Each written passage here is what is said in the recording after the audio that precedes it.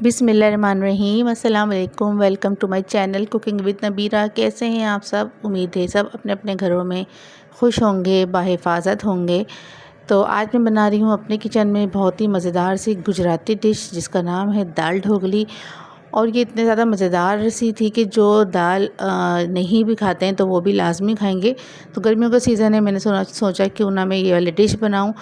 तो बहुत ज़्यादा मज़ेदार और यूनिक सी रेसिपी है। तो मैंने ले लिए है ये अरहर की दाल, जिसको तूर की दाल भी कहा जाता है। इसको मैंने अच्छी तरीके से वॉश करके और थोड़ी सी हल्दी और नमक डाल के इसको मैंने बॉईल कर लेना है। बहुत अच्छी तरीके से इसको गला लेना है। मतलब अगर प्रेशर कुकर में डालें तो ज़्यादा बेहतर है, वरना निकाल के आप ब्लेंडर में भी डाल सकते हैं।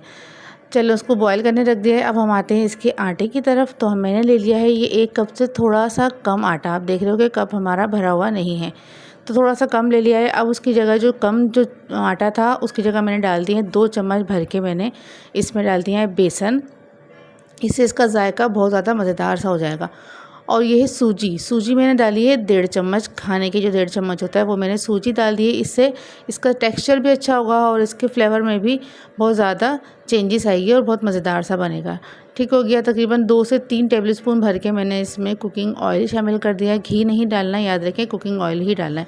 अब मसाले की तरफ आते हैं। ये है पिसा हुआ ज़ीरा 1 चम्मच, पिसी हुई लाल मिर्च 1 चम्मच, हल्दी आधा चम्मच, गरम मसाला हाफ चम्मच, और ये है अजवाइन को मैंने बिल्कुल आधा चम्मच से ज़रा सा कम लिया है और हाथों से इसको अच्छी तरीके से मसल लिया था ताकि इसमें से अच्छी सी खुशबू आ जाए। और नमक है हस्बे ज़ायका। ये तमाम चीज़ें इसमें चली जाएंगी। और फिर पहले इसको हम अच्छी तरीके से मिक्स करेंगे ताकि जो ऑयल हमने डाला है वो हर तरफ से मिक्स हो जाए। अच्छी तरीके से इसको मिक्स कर लेना है। उसके बाद जिस तरह हम नॉर्मल आटा गूंदते हैं पानी डालकर, बिल्कुल सेम उसी तरह से इसको गूंद लेना है। कुछ अलग कुछ चेंजिंग नहीं होगी। बस ये होगा, इसका आटा बहुत ज़्यादा सॉफ्ट नहीं गूनेगा, थोड़ा सा इसको हार्ड ही हम गूनेंगे। तो ये देखिए हमारा आटा गूंद चुका है। इसको मैं रख दूँगी जब तक हमारी दाल गलेगी। टाइम लगेगा दाल को गलने में, क्योंकि हमने प्रेशर कुकर में नहीं चढ़ाई है। अब आधा कप घी गरम करना है, उसमें मैंने राई डाल दी है हाफ चम्मच मैंने इसमें ज़ीरा डाल दिया, सफ़ेद ज़ीरा। 3 से 4 बड़ी वाली मिर्चें जो होती हैं वो डाल देनी है, और 5 से 6 पत्ते जो है कड़ी पत्ते के डाल दिए हैं। ये अदरक लहसुन और हरी मिर्चें, इनको मैंने दरदरा सा कूट लिया था, इसको भी लाजमी इसमें शामिल कर दें। इससे इसका जायका बहुत ही ज़्यादा मज़ेदार सा हो जाता है। ये वाले अदरक लहसुन आप अगर उसी वक्त कूट के डालेंगे तो ये बहुत ज़्यादा मज़ेदार सा हो जाएगा। ठीक हो गया। अब इसको बघार को अच्छी तरीके से हमें गोल्डन ब्राउन कर लेना है। जब ये हल्का सा गोल्डन ब्राउन हो जाए, खुशबू आने लगे, तो फिर हम इसमें नेक्स्ट क्या डालेंगे वो देखें आप। खुशबू लाजमी आना चाहिए। अच्छा, उसके बाद हमने ये बिल्कुल बारीक टमाटर काट के रखा था, जिसे हमें ऑमलेट के लिए काटते हैं, बिल्कुल वो, और एक दरमियाने साइज़ का ये टमाटर था।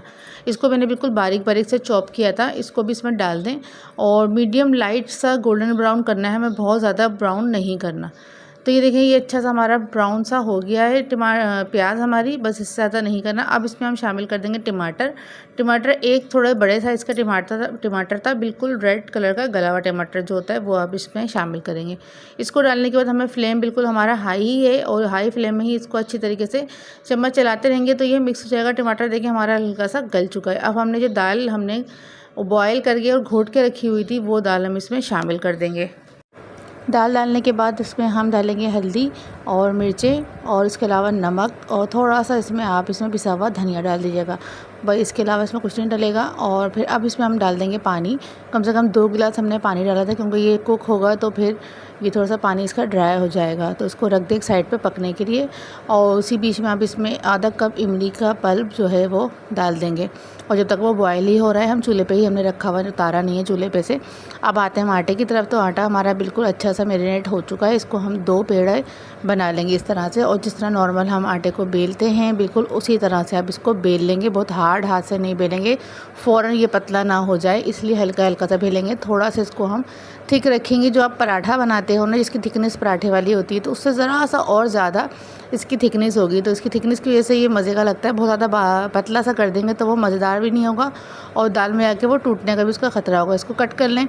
मैंने इसको नमक पारे शेप में कट किया था। आप अपने हिसाब से किसी भी शेप में इसको कट कर सकते हैं, कोई ज़्यादा ख़ास वो नहीं है कि इसका यही शेप होना चाहिए। तो इस तरह हमें सारे कट करने के बाद हमें डाल देना है दाल में, जो पहले से बॉयल हो रही है।